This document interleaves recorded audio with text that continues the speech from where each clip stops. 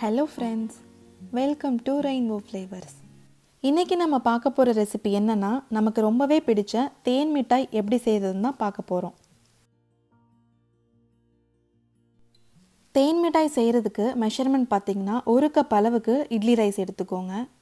இது கூடவே 1/4 கப் அளவுக்கு உளுந்து சேர்த்துக்கலாம். இதில் தண்ணி சேர்த்து நல்லா வாஷ் பண்ணிவிட்டு ஒரு 4 மணி நேரத்துக்கு இதை ஊற வச்சிடலாம். அதுக்கப்புறம் இது ஒரு மிக்சர் ஜாரில் சேர்த்துட்டு ஃபைன் பேஸ்ட்டாக அரைச்சிக்கலாம்.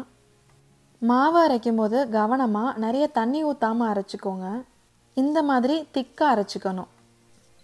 இப்போ இதை ஒரு மிக்சிங் பவுலுக்கு நம்ம மாற்றிடலாம். அடுத்து இது கூட 1/4 டீஸ்பூன் அளவுக்கு கேசரி பவுடர் சேர்த்துக்கிறேன். இது ஆப்ஷனல் தான், உங்களுக்கு தேன் மிட்டாய் கலரில் வரணுன்னா இதை சேர்த்துக்கோங்க. அடுத்து 1/4 டீஸ்பூன் பேக்கிங் பவுடர்.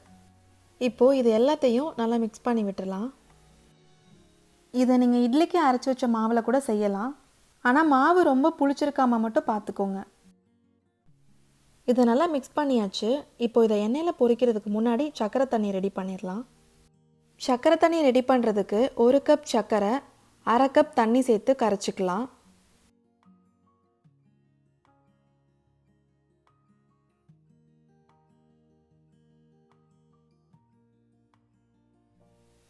இதுக்கு பாகுபதம்லாம் எதுவும் தேவையில்லை.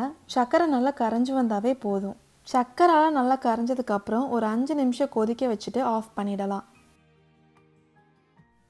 இது கூட 1/2 டீஸ்பூன் லெமன் ஜூஸ் சேர்த்து தனியாக எடுத்து வச்சிடலாம். லெமன் ஜூஸ் ஏன் சேர்க்குறோன்னா சர்க்கரை தண்ணி கிறிஸ்டல் ஆகாமல் இருக்கிறதுக்கு தான். அடுத்து நம்ம பொரிக்கிறதுக்கு தேவையான அளவுக்கு எண்ணெய் சேர்த்துக்கலாம். இதை மீடியம் ஹீட்டில் வச்சுட்டு ஹீட் ஆனதும் சின்ன சின்ன பால்ஸாக அதில் சேர்த்துடலாம். இப்போ மாவை கொஞ்சமாக எடுத்துகிட்டு இந்த மாதிரி குட்டி குட்டி பால்ஸ் அதில் சேர்த்துடலாம். நம்ம பேக்கிங் சோடா சேர்த்துருக்கனால பால்ஸ் எல்லாம் உடனே பொரிஞ்சு மேலே வந்துடும். நீங்கள் ரொம்ப பெருசாக மாவை போட்டுட்டிங்கன்னா அந்த உருண்டை பொரிஞ்சு மேலே வரும்போது ரொம்ப பெருசாகிடும். அதனால் எண்ணெயில் போடும்போதே நல்லா குட்டியாக போட்டுக்கோங்க. எல்லாத்தையும் திருப்பி விட்டுட்டு ஈவனாக ஃப்ரை பண்ணிக்கலாம்.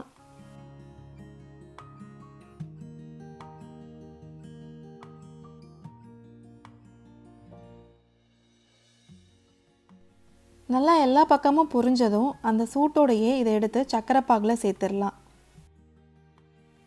இதே மாதிரி எல்லாத்தையும் பொரிச்சிட்டு சர்க்கரை பாகில் சேர்த்துக்கலாம். இது ஒரு 15 நிமிஷம் நல்லா ஊறட்டும். 15 நிமிஷத்துக்கு அப்புறம் இதை தனியாக ஒரு பவுலுக்கு மாற்றிடலாம்.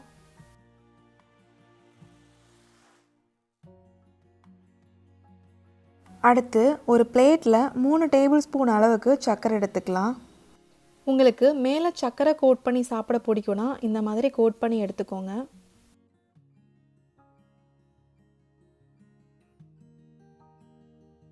இப்போ இது எல்லாத்தையும் ஒரு பவுலுக்கு மாற்றிடலாம். இப்போ சூப்பரான தேன் மிட்டாய் ரெடி ஆயிடுச்சு.